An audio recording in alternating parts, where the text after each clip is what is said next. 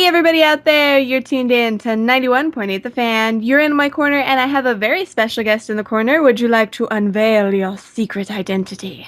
I shall do so upon your request, young maiden. I am Chris Cox.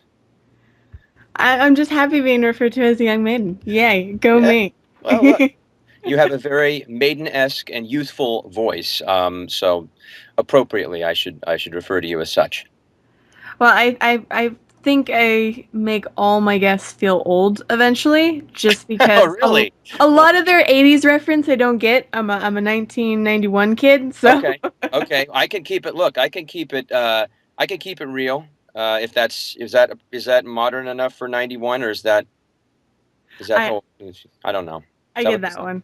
Okay, so I'll at least get the Transformers and the Gem Truly Outrageous references. okay, yeah, I won't be dropping any of those. I may occasionally drop, a different Strokes reference. The Jefferson. That was my sort of TV milieu when I was a youngin.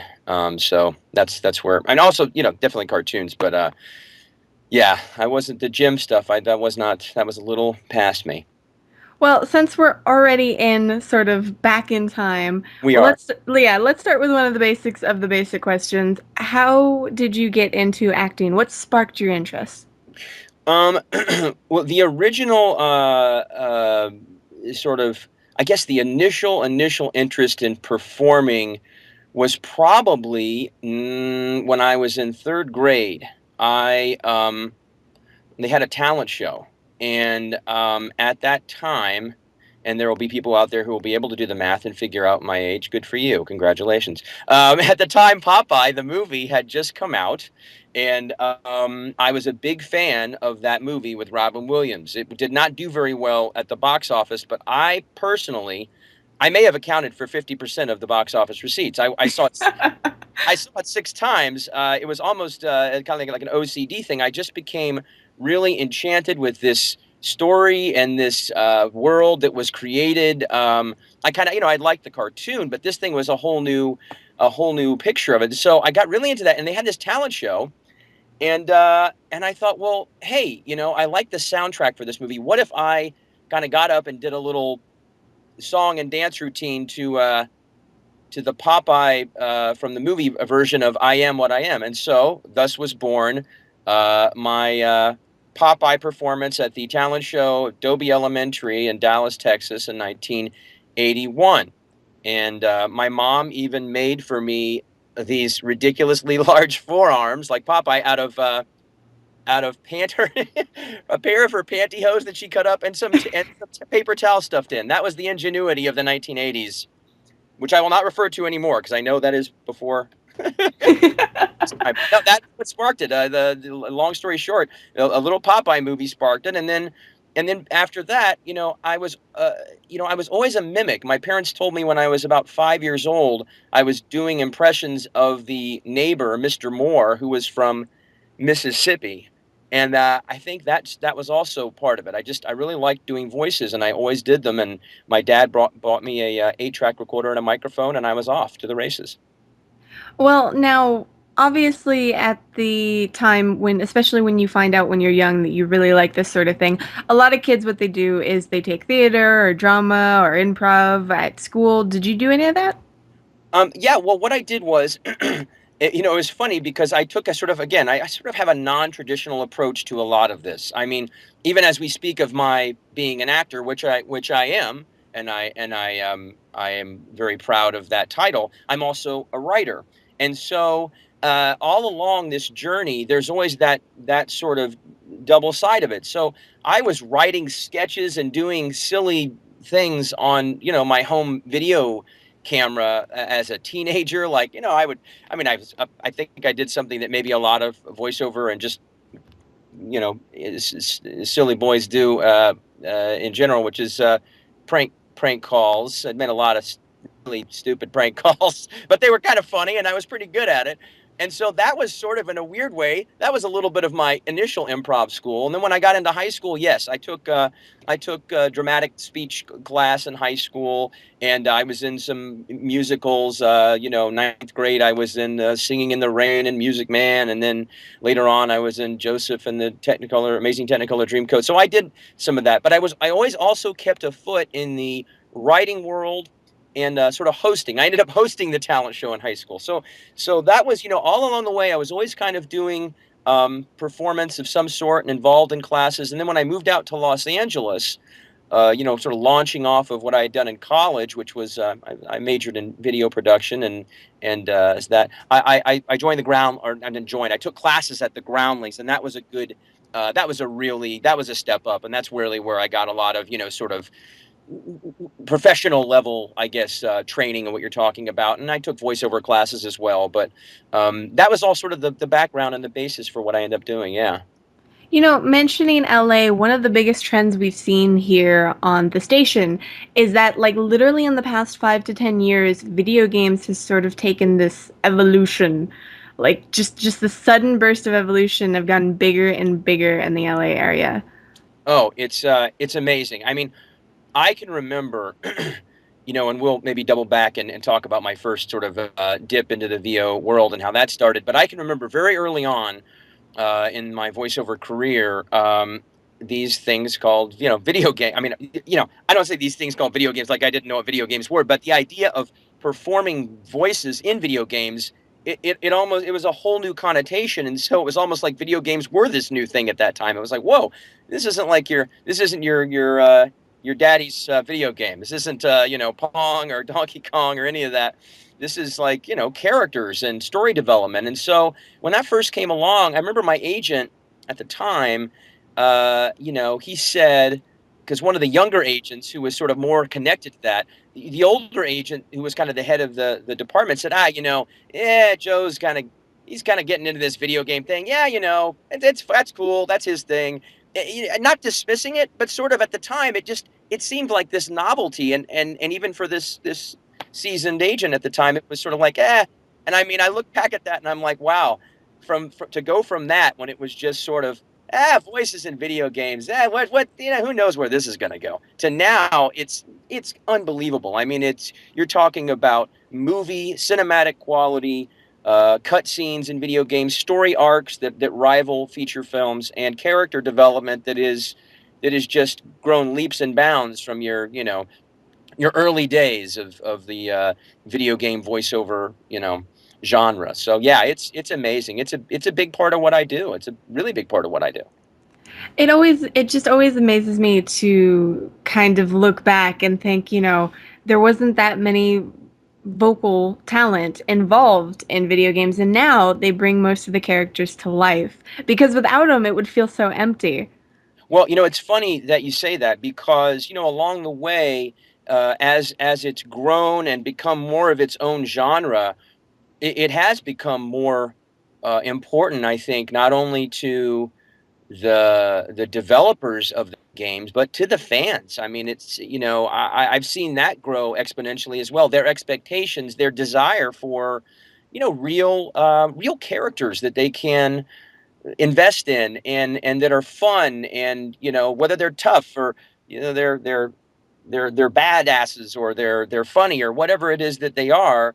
They invest in these characters, and that has grown, because in the original incarnations, yeah, it was not like that. It was just sort of you had some lines here and there to kind of forward the game, but now it's full investment. So and it's exciting for actors like me to get in there and uncover some new things, and find these characters along with the brilliant writers and producers of the video games. Well, I was about to say, as a writer yourself, that must be something that's kind of interesting to look at, like how they approach the story where you have to have interactivity. Oh, I love it. I love it. I mean, that's one of the skills I think that I do bring as a separate little tool in my arsenal. Is, I mean, I can do all different sorts of inflections and variations and vocal things, but the understanding of story and the importance of it, I really respect the written word. And so to see, in some of these games, how far along this genre has come, and the investment in story and character. Yeah, absolutely. I mean, you're sometimes delivering dialogue where you're just like, wow, I want to sit in the theater and watch the characters say these kinds of lines, or watch this death scene if I could, because it's really compelling. And that's yeah, as a writer, I every time I do it, I think about, you know, how important that is. I never take it for granted, and You know those death scenes, we always hear they're a killer on your throat. yeah. Well, actually, what's killer on your throat is how resilient and how much your character can avoid dying, because then you're just constantly screaming like, "Look out, grenade!" All of those things that I will spare you for now, because it's much better done when mixed properly. But yeah, no, you can certainly die 1,000 ways, and sometimes they'll have you do it 999 of those ways. But that's what we get paid for. So you bring some elixir. My friend Fred Tatasciore, who is a wonderful voiceover actor, introduced me a long time ago to this sort of Chinese elixir that's sort of a honey based product that really can get you through some of those yelling marathons. Well, here's the question. Now, I remember some voice actors mentioning this, and I'm pretty sure Fred mentioned it when we talked to him. But what is the name of this stuff? Because voice actors hear me describe it and they're like, what is this magic formula that you're talking about? And it's funny. I'm going to probably falter and fail, and here's why. It's kind of this continuing inside joke, I think, because I had the same thing. I'm like, what is it called? It's got a crazy name. It's like Nimpao, or the way that I know it, honestly, is that I just buy it on Amazon and I have it bookmarked, so I don't even have to look at the name. But it comes in a red and yellow. This won't help anybody, but it comes in a red and yellow labeled bottle, red, yellow, and white, and it's Nick Powell or something like that. I'm so sorry for not knowing it. I know that's a cop out, especially after what you've just said. But maybe that's what it's meant to be. It's meant to be this like the fountain of youth. You have to discover it on your own, and the way that you get there, that's the journey. And much like a video game, the reward is in arriving at the magical destination of throat soothing elixir that I don't know the name of. Well, I feel like that's the perfect time to take a break. That way we can go on in a mini adventure, kind of Indiana Jones style, and look for this stuff. Because No, I'm not letting you leave until I find it. I understand and I respect that. Okay. But for everybody out there, we're going to take a short break, so keep it tuned to 91.8 The Fan, where we play everything you want and nothing you don't. Hey, everybody out there, you're still tuned to 91.8 The Fan, and me and my special guest pretty much did our own Indiana Jones adventure. We ran away from the boulder, all that fun stuff, and we actually found out what it was. We did. We did. It is. Now, here's the problem. We found out what it was because I went to my cabinet during the break and I got it out and I'm holding the bottle. And the problem is, I still think it will remain a mystery, because here's what it's called as I butcher the name. Oh my gosh. Ninjom Pai Pa Kao. And I'll say it again. Ninjom Pai Pa Kao. Is Now, there a J in there? there's a J in there. Yes. Yes, we have. You know what? There, you've started the path of enlightenment with that. There is a J in there, and there's a K, and there's some P's and some M's. I mean, it's got about 30 letters here or so. I don't know. So I'm not going to spell it, but it is Nimjong Pai Pa Kao. Apologies to the Chinese manufacturer for probably butchering the pronunciation. But it is an herbal dietary supplement with honey and loquat. And so it's not just honey, it's got loquat in there, and that is but the only way that I actually ever was able to track it down myself was, I think Fred Tatasciore may have initially gifted me a bottle, and then I think I lost the bottle after I used it, and then I panicked. I went on the internet and used my Google searching skills and typed in like 50 different sort of descriptions. I was like, Chinese throat soothing elixir, Chinese honey throat stuff. And finally, after an hour or something, I hit the magical Google combination, and it like opened up like like the Indiana Jones and the Raiders of the Lost Ark arc, and the light, sprouted out from my computer and shone on my face. I did not melt, and I was able to procure another bottle. Well, you obviously didn't melt because you're a voice actor and it's That's meant for right. you.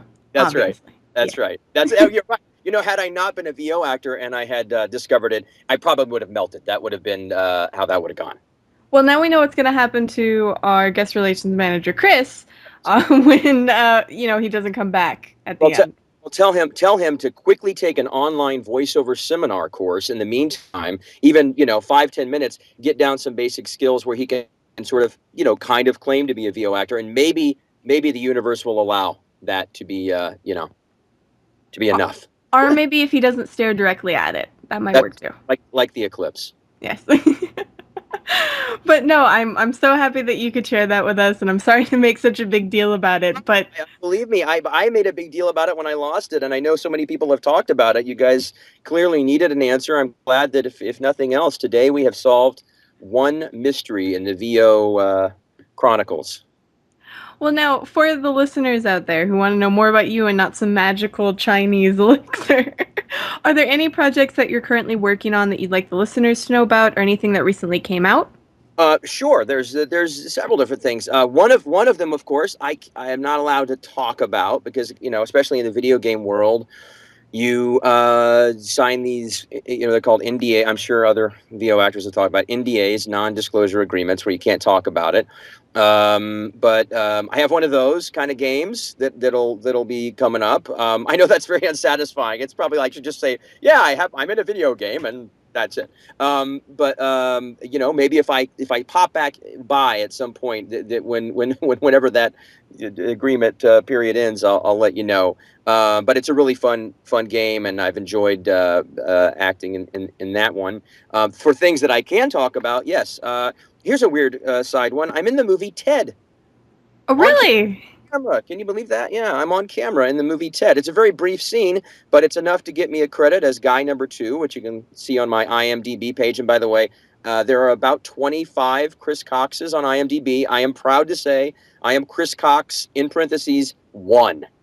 So I'm Yes. yes, I got Roman numeral one, baby. I've hit the big time. Um, and so yeah, so that was fun. I'm in a party scene with the bear. I'm sitting next to him on a couch, and the way that came about was through my relationship with Seth MacFarlane, a Family Guy who was nice enough to, cast me in that role, and that speaks to how long we've been working together. I've done that show, Family Guy, since the inception. So that was pretty cool. It was really fun. It was a really fun time. And I filmed my scene, I kid you not, a day after my second daughter was born. The next day, I was a new dad and could have pleaded exhaustion, but I stepped up and showed up.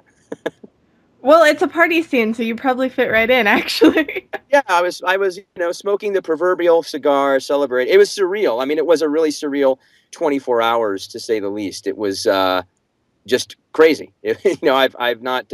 That's my first feature film acting role. I've done other things, TV shows here and there, and short films and whatnot. But this was a real, feature film, and I was coming to it fresh off the heels of a real life movie, which was the birth of my daughter, which was amazing, and it was fun. It was a fun, odd, different way to celebrate. I thought, well, this is kind of cool. I'm getting to hang out in a dressing room and wait for them to be ready for me. And I just went out and did my thing and was done, and well, passed passed Mark Wahlberg in the hall.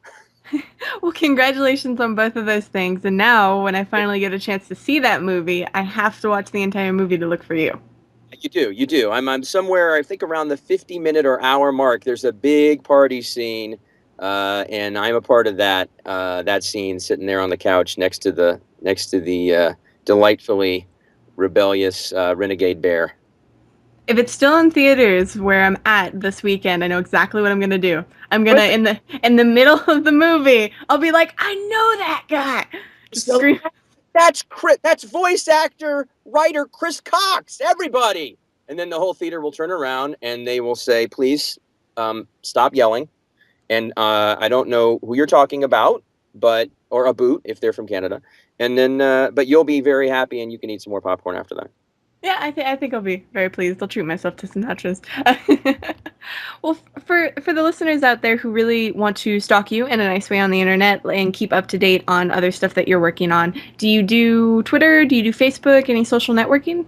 I'm on Facebook. I am on Facebook, and I have had, the very nice, and it's always very sweet, good fortune of having fans that friend me on Facebook because they like my work in Avengers, as Hawkeye, or maybe they've appreciated some stuff. I've done a lot of stuff for the Mad cartoon series on Cartoon Network, which just got nominated. I'm going to throw this out there because maybe this will help. Solidify a victory. That they got nominated for an Emmy, and it was an episode that I was lucky enough to do voice work in. So I was very proud of that. And yeah, of course they'll catch me on Family Guy. I do quite a few episodes of that. So whenever you're just turning the channels and you see a Family Guy on, you might hear my voice as any number of guest characters or presidents. I've played a lot of presidents on those shows, from Bush to Obama to whatever. Well, Family Guy is sort of an interesting phenomenon where I find a lot of people they'll get into it and then they'll get out of it for like a month or two, and then they'll have to watch all the episodes they missed and get back into it again.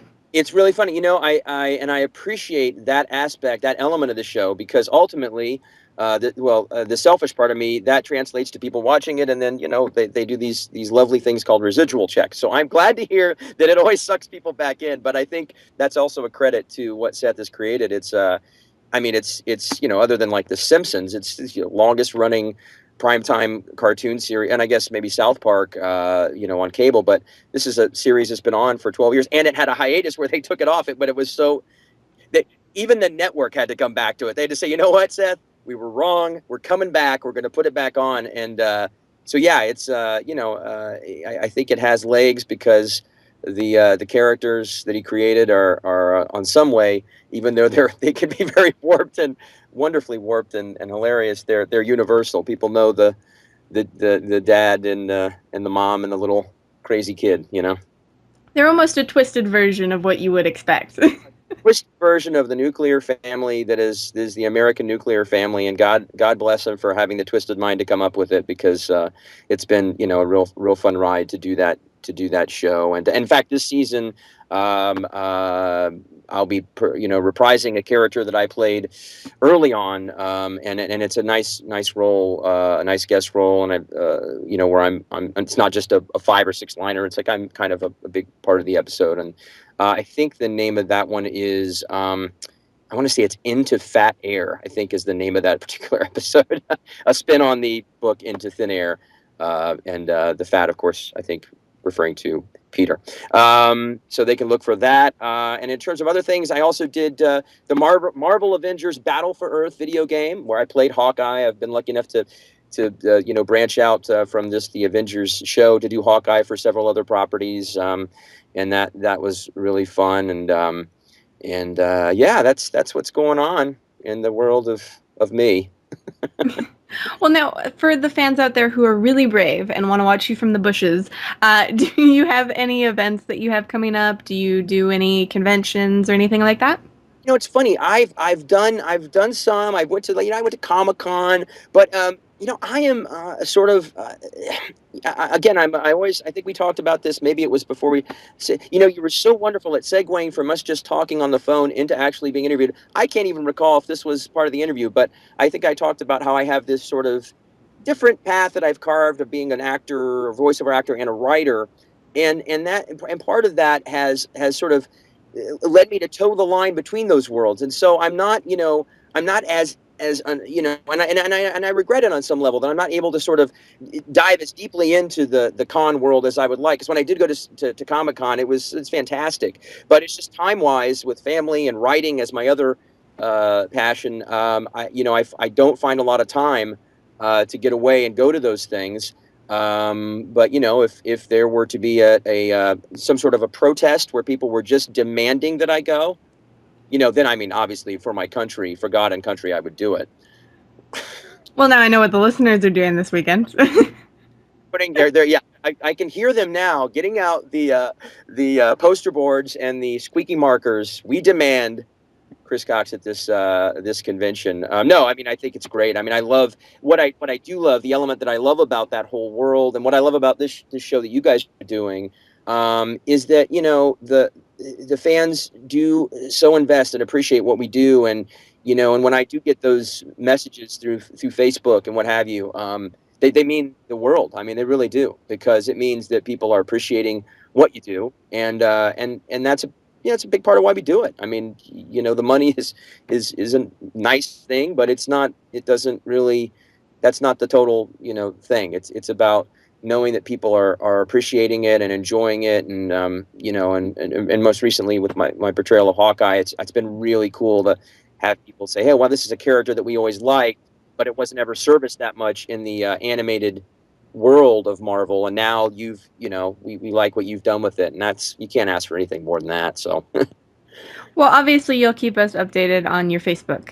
I will. Facebook is the place. Yes, that's a long way of me saying, look, I'm a narrowly. Here's the good thing, because I don't have a Twitter and I don't, sort of have a giant universe of ways to follow me. Man, when you know where to find me. I'm on Facebook. You go there, Chris Cox. I think I've got my profile sort of has me holding my iPhone with a picture of Hawkeye, so you can't mistake. It's not some other dude. That's me. So that's yeah. Follow me there. Come, say hi. I will say hi back. Well, now, since we're nearing the end of this interview, I was wondering if you'd be willing to participate in a 91.8 The Fan tradition. I would absolutely, as you were saying, a 90. I thought you were going to say a 90-part question, and I was getting very nervous. I don't even think I could come up with 90 questions off the top of my head. I could try, but they would all be Asian and K-pop related, and that would probably confuse you immensely. That would be the only. I'd give 90 variations on ways to say that. So no, go ahead. Yes, Basically, we ask everyone if they'd be willing to do a radio bump for us. sure. Awesome. However, the trick of it is that we do the takes live on air. So if you screw up, everybody gets to hear it. Wow, this is not how it works in the world of video games and animation, but that's okay. I'll walk the high wire for you. Well, that's because the listeners never get to hear you guys screw up. So this is the fun part. That's right. If they only knew. Gosh, if they ever release all of those outtakes from the Avengers or from Spec Ops. Oh, Spec Ops: The Line, by the way. I should. Yeah, there you go. I know I'm not. I keep plugging things. Go check that out. That's a video game where I play a character, Agent Ghoul. It's a very cool game that just came out, and I think you'll like that little fun militaristic adventure game. Okay, so pop it at me. What do you want me? He's trying to deter the pain. Basically, we ask if you'd be willing to say, "Hello, my name is," you insert your name. "I do this." You can insert characters, you're a voice actor, whatever you want there. You can do improv. And you're tuned into 91.8 The Fan. Okay, so one more time. Here we go. Tell me one more time. Okay. "Hello, my name is," you insert your name. "I do this." You can say characters you've been, that you're an actor and a writer, whatever you want to put there. And you're tuned into 91.8 The Fan. He's writing it down somewhere. I know it. No, I'm not. Okay, here I go. No, I'm just mentally preparing myself. All right, whenever you're ready. Hello, you glorious listener, you. I am Chris Cox, voice actor, otherwise known as Hawkeye on the Avengers, Earth's Mightiest Heroes. You are listening to 91.8, The Fan. And I did not screw that up. No, you didn't screw it up at all. You did it perfectly. Yeah, there you go. I didn't do any character voices because I was like, I don't know what I don't really want to. Well, I mean, I would be happy to do a character voice, but I just couldn't pick in that moment what voice I would do. So, Well, at the same time, you probably really didn't want to screw up either. you're right. You're so focused. You put so much pressure on me to get it right in so many ways. I was like, well, I could, I could throw in my Obama impression, but what's that going to get me? Not, or I could do George Bush. I could say this. You're listening to 91.8 The Fan. I don't know what it is, but you're listening to it, and it's fun. Oh, I love that. That is amazing. Is there anything else you'd like to tell the listeners out there? Any farewell words? Anything that, any words of wisdom or any epic things like that? Or do you just want to say bye? I have words of wisdom. I don't. I'm not. I'm not a professor or something like that, but I will just say there is no single pathway to getting where you want to get in life. I'm a real testament to that. The way that I got here was a crazy, weird little journey. I mean, there were certainly some goals along the way, but you know, just follow this little curvy path of life. Don't you know don't be afraid to take some turns here and there that may seem like dead ends, because they'll open up new pathways, and you'll all of a sudden be sitting in your vocal booth, if you're going to go for voiceover, talking to Jackie on 91.8 The Fan. That's the second bump I've done, and that's that. Now I'm going to have to start charging you SAG promo rate. I figured eventually we would have to be forking over money. Well, thank you so much for this. This was a lot of fun, and you were a great guest to have on the show. You were wonderful. I really appreciate getting a chance to talk, and thank you so much. And for anybody out there that missed any of this interview, don't fret. It'll be up on the website within the next few days. So keep your eyes peeled to 918thefan.com and your ears tuned to 91.8 The Fan, where we play everything you want and nothing you don't.